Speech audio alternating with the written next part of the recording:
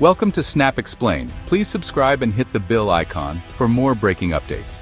Imagine a vast expanse of blue dotted with tiny islands and reefs, where a third of the world's shipping passes through every single day. This is the South China Sea. It's more than just a body of water. A global economic highway, a treasure trove of natural resources, one of the most tense places on Earth. A simmering dispute between the Philippines and China has pulled in the United States because what unfolds here could reshape international law, disrupt global trade, spark a conflict between major world powers.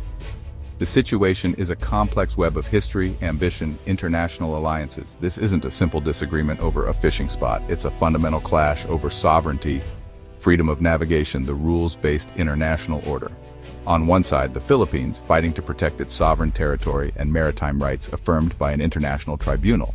On the other, China, a rapidly growing military and economy, asserting historical claims over nearly the entire sea, often with intimidating force. To understand today's tensions, we have to look back. The story of the South China Sea is not a new one. It's a tapestry woven from centuries of use by fishermen, traders, and surrounding nations.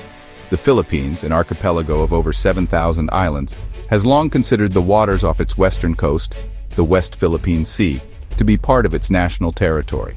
Its claims are based on geography and on international law, UNCLOS, which defines a country's rights to waters extending from its coastline. In 1947, China published a map with a U-shaped line that encompassed most of the South China Sea. That U-shape became the 9-dash line and the basis for sweeping historical claims. For decades, these overlapping claims existed mostly on paper. The U.S.-Philippine relationship is rooted in history. They've been allies for over 70 years. In 1951, they signed the Mutual Defense Treaty. The treaty says each will come to the other's defense if attacked. This context sets the stage. At the very center of this entire dispute is a map. It's not just any map. It's China's map of the South China Sea. On it is a feature that has become world famous, the 9-dash line. The line forms a large U-shape that sweeps down from China's southern coast, loops around past the Philippines, claiming about 90% of the South China Sea as Chinese territory. In 2013, the Philippines took the case to the Permanent Court of Arbitration in The Hague. It argued the 9-dash line had no basis in international law and that China was illegally interfering with the Philippines' rights inside its EEZ. An EEZ extends 200 nautical miles from a coast, giving exclusive rights to fish and to extract oil and gas. On July 12, 2016, the tribunal issued a landmark ruling, a sweeping victory for the Philippines. The court found no legal basis for China's historic rights claim inside the 9-dash line. It ruled features like Mischief Reef and Second Thomas Shoal, occupied by China, lay within the Philippines' EEZ. The ruling was hailed as a win for the rule of law and smaller nations. China immediately rejected it, calling it null and void, a piece of paper. Beijing has refused to accept or comply ever since. While the dispute over territory is between Manila and Beijing, the reason Washington is so deeply involved comes down to a single powerful document, the 1951 Mutual Defense Treaty. Signed just 6 years after the end of World War II, this treaty is one of the longest-standing defense pacts the United States has in the entire Asia-Pacific region. Its core principle is simple and powerful. Article 5 of the treaty states that an armed attack in the Pacific area on either of the parties would be dangerous to its own peace and safety, and declares that it would act to meet the common dangers in accordance with its constitutional processes. In plain English, an attack on one is considered an attack on both. For many years, a key question lingered. Did Pacific area include the contested waters of the South China Sea, and what constituted an armed attack? In recent years, the United States has worked to erase any doubt. Top officials, from the Secretary of State to the President himself, have repeatedly and publicly affirmed that the treaty fully applies to the South China Sea. In a meeting with Philippine President Ferdinand Marcos Jr., he stated that the U.S. defense commitment to the Philippines is ironclad. He went on to specify, any attack on Philippine aircraft, vessels, or armed forces in the South China Sea would invoke our Mutual Defense Treaty. This statement effectively drew a red line for Beijing. It transformed the dispute from a regional maritime issue into a potential trigger for a conflict between two nuclear-armed superpowers. The ground vertical bar and the South China Sea vertical bar is, of course, water. And what's happening there right now? Vertical bar is a daily drama vertical bar of confrontation vertical bar and intimidation. The primary flashpoint vertical bar is a submerged reef vertical bar called the Second Thomas Shoal vertical bar, known in the Philippines as Ayungin Shoal. Decades ago, vertical bar in 1999 vertical bar, the Philippine military intentionally grounded vertical bar, the World War II-era transport BRP Sierra Madre vertical bar on the shoal vertical bar as a makeshift outpost. A small contingent of Filipino Marines vertical bar is stationed on this rusting hulk vertical bar, a lonely symbol of Philippine sovereignty. Their survival depends on regular resupply missions. Vertical bar that bring vertical bar food, vertical bar water, vertical bar other necessities. These resupply missions, vertical bar, have become the epicenter of the conflict. China also claims the shoal vertical bar views the Sierra Madre as an illegal occupation, vertical bar, and wants the Philippines to abandon it.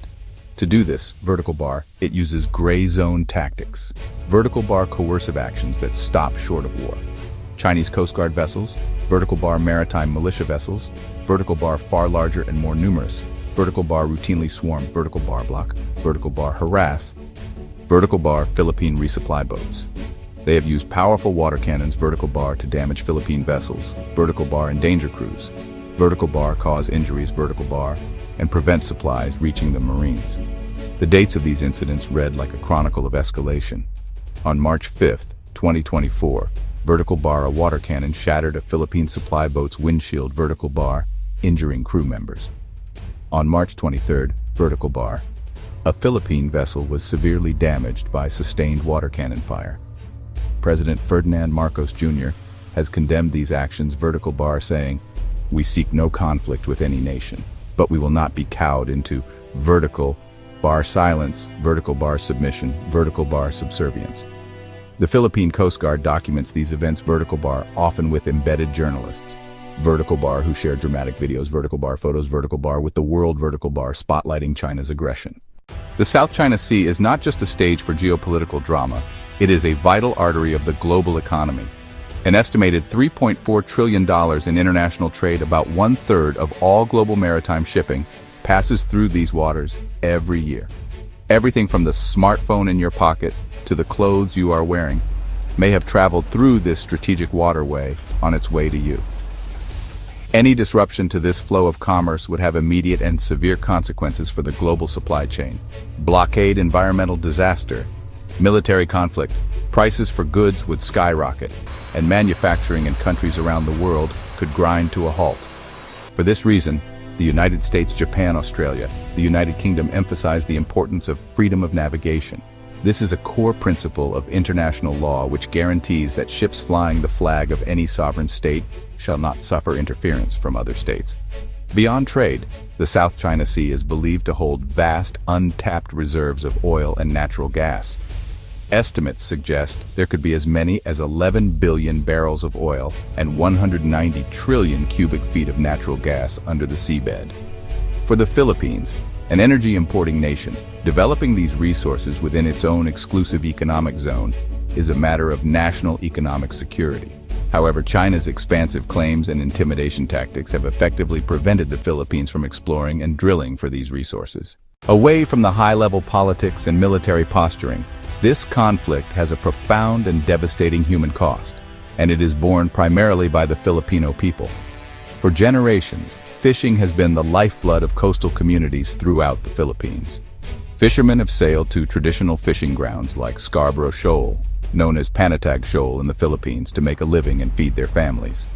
This shoal, a triangle-shaped chain of reefs and rocks rich with fish, lies about 120 nautical miles from the Philippine coast, well within its exclusive economic zone. Since 2012, however, China has effectively seized control of Scarborough Shoal, maintaining a constant presence of Coast Guard vessels and militia vessels that block Filipino fishermen from entering the lagoon. Those who dare to approach are often chased away, have their nets cut, or are blasted with water cannons. Their catches have dwindled and their incomes have plummeted. A fisherman who once earned a decent living providing for his family now struggles to put food on the table. To get a fuller picture, it's important to listen to what security and policy experts are saying about this complex situation. There is a broad consensus among Western analysts that China's strategy is to change the status quo on the ground or in the water without triggering a full-blown war. Gregory Poling, a senior fellow at the Center for Strategic and International Studies in Washington, D.C., has extensively documented China's tactics. He often describes China's maritime militia as a third sea force. From a legal standpoint, experts like J. Batong Bakal, a professor at the University of the Philippines Institute for Maritime Affairs and Law of the Sea, emphasize the importance of the 2016 arbitral ruling. He notes that China ignores the ruling, yet it remains a powerful tool for the Philippines. By consistently publicizing China's violations, the Philippines can rally international support and build a coalition of like-minded nations. As we stand today, the situation in the South China Sea is more precarious than ever. The United States is backing the Philippines for a clear set of reasons: to honor its ironclad commitment under the 1951 Mutual Defense Treaty to protect trillions of dollars in global trade, and to stand in solidarity with a democratic ally against coercive tactics that threaten the lives and livelihoods of its people.